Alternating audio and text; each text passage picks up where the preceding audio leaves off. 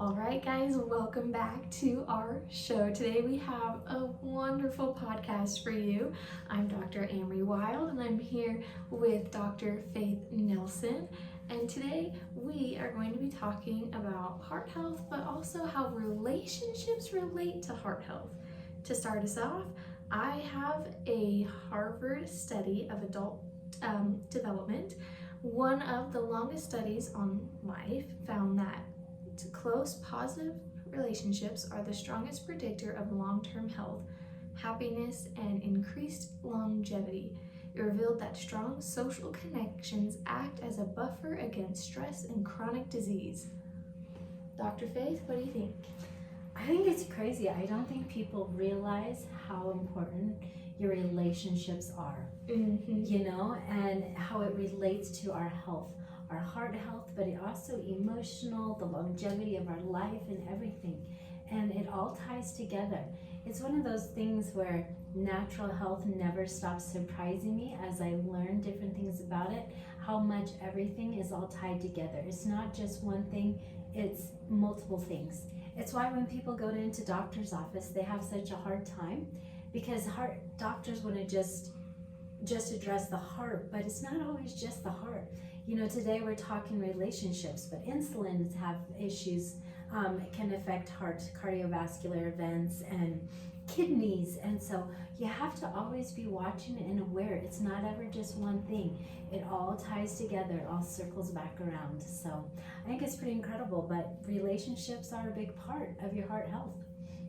We have a ton of studies here showing, studies have shown that positive supportive relationships act as a buffer against heart disease by reducing stress-induced inflammation and lowering blood pressure. And also, a 10-year Harvard Med study found that strong, stable relationships at midlife are a better predictor of long-term health than cholesterol levels. Loving, stable relationships trigger the release of protective hormones like oxytocin, improving heart rate variability and encouraging healthy lifestyle habits, whereas toxic relationships or isolation can exacerbate cardiovascular risk. Crazy, isn't it? It's so important, and it's crazy to me also that if you're in good relationships, you're going to be less likely to have cardiovascular events or the recovery of them. Like they've said that married men have a 19.7 rate for mortality as far as unmarried men, which is 26.7. That's crazy. And they're 14% more likely to survive a heart attack than those that are unmarried. Your relationships play a big deal. A lot of people talk about how if you have good relationships, you're going to live longer. It's actually more important than diet or exercise is the relationships that you have. And I think it's because it ties in your stress levels, it ties in inflammation, it ties in, healthy living, whether that's some movement and what you're eating. It all ties together, and so I really think that is pretty incredible. So I think that relationships are often overlooked because they're good in so many different ways, but like one in particular, like when you have healthy relationships with loved ones, you are less likely to die of any mortality, like of anything. Yeah. Because you have that purpose to be alive. You have that reason to be here. We've kind of talked about like, what is your purpose? Like, why do you want to get better? Why do you want to be healthy? Well, for a lot of people, those healthy relationships, they give them that why. They give them something to fight for, which is really big. But even outside of that, they have done studies to find that, kids and adolescents that have meals with their families, like they're less depressed, they have lower substance abuse risk, they have less eating disorders. Like just having that healthy relationship, like that one meal, that one family dinner, events, can just change the entire outlook of their entire health. Oh yeah, well, and it's long lasting too. Even as they go forward with life, they find that if they have that as children and teens, that it's long lasting with them as they go throughout their lives. There was another study, and I actually really liked this one. It was, let's see, it was the one where it was middle-aged. I think we We have a lot of we studies. have a lot of notes and a lot of studies on this one. But essentially it talked about, oh, you read it already, the Harvard study, how that if you're in a stable relationship at middle age, that it's a better predictor of how long-term health levels of your cholesterol are if you're in that healthy relationship. If you're in a bad relationship, most likely you're going to be having health struggles starting at a younger age. And so being in that healthy relationship at mid-age really helps your health. Now that isn't going to say that nobody's going to get sick. You know, diet does play into some, genetics play into some, though I don't feel like it's as much genetics as it is hereditary. Habitual. Like they teach you, or your parents usually teach you to eat, and so you eat like that all the time.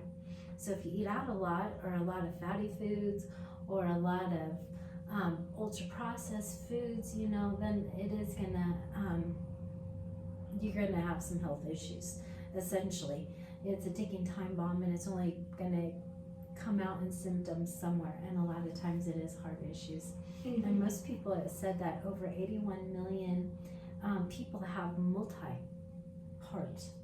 health issue signs. So, and actually most heart disease begins from stress. oh yeah, stress is a big deal. Which is why I think relationships, again, are very beneficial. When you have those healthy relationships, you have less stress, you have less anxiety, you have less depression, and so you are less likely to have heart disease of any kind when you have healthy relationships. Well, they did a study on laughing, and that if you laugh a couple times a week,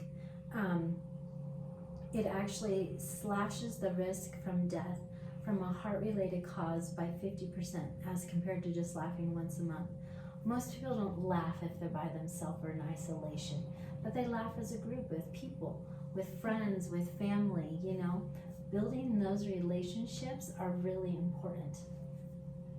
Well, and even, you know, we talk about heart disease, and you think like your kids, like it's hard to think that they're gonna have heart disease because, you know, you see this little 2-year-old with all this energy, you know. Yeah. But they find that even with kids, like having good, healthy relationships with your kids, they're less likely to have mental health issues, but even like attention disorders. Yeah, that's right, they do.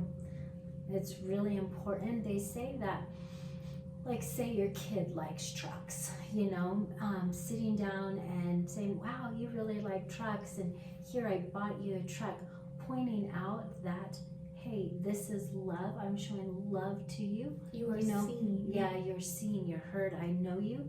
That actually helps the child's self-esteem, and cognitive thinking and things like that are actually boosted from those relationships.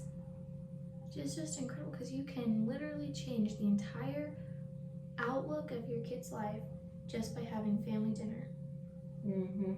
Crazy, isn't it? Sitting down and just talking to your kids. Like, we live in a world where most families, it's mother and father work, which is not, you know, that's just the world we live in. But sometimes when you forget to take that time to get to know your kids and get those connections, well, without those connections and without that attention, that little bit of neglect, they're going to develop more health issues. So what if you don't have families? Well, you can always make your own family, you know. We actually have a client, and at first, and when she first started coming in, she talks about this person, and I'm like, oh, it's a brother, or, you know, I don't know. The more you talk, you're like, oh, they're not related, and they're just friends that she has made that special bond and that special connection with, to where they're basically like family, you know. I don't think it has to be blood. It just has to be good relationships. People that you can count on and turn to, that are gonna raise your raise your Raise up. spirits. Yeah, you have time to go spend with them, and you're excited to do it. You know, going and spending time with people you like raises your serotonin and your dopamine levels, just like dark chocolate. But those are important things that people forget about. We're so used to numbing in front of our phones today or whatever it is that we forget relationships matter. And I find it really interesting that one of the number one things that communism does is that it actually tries to destroy relationships. It makes it to where limit your children or no family at all or just one name, and so they try to destroy the family in different ways. And I think it's because the family is so beneficial for your heart, for your health, for everything, that they want the family to be with them instead of with other people, those relationships, so you're loyal to them. And you know, I think there's reasons for that, you know, we won't go into here, but there's reasons.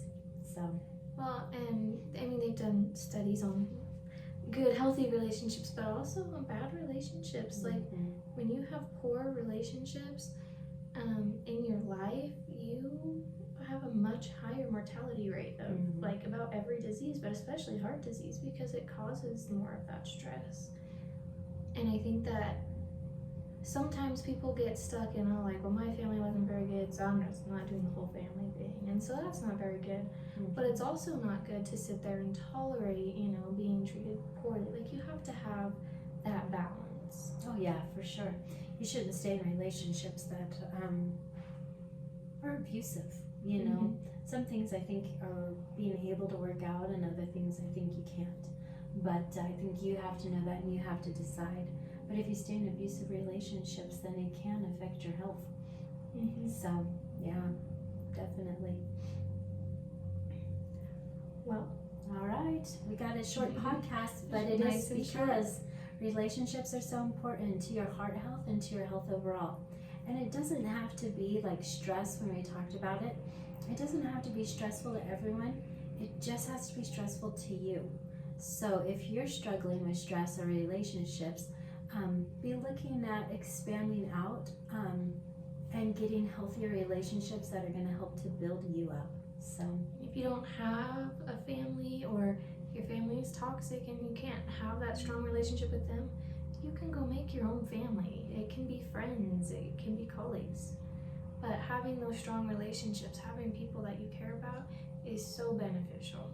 Yep, it will reduce your cardiovascular event rate, but it also helps you to live longer and happier. So, all right, we'll see you in a week.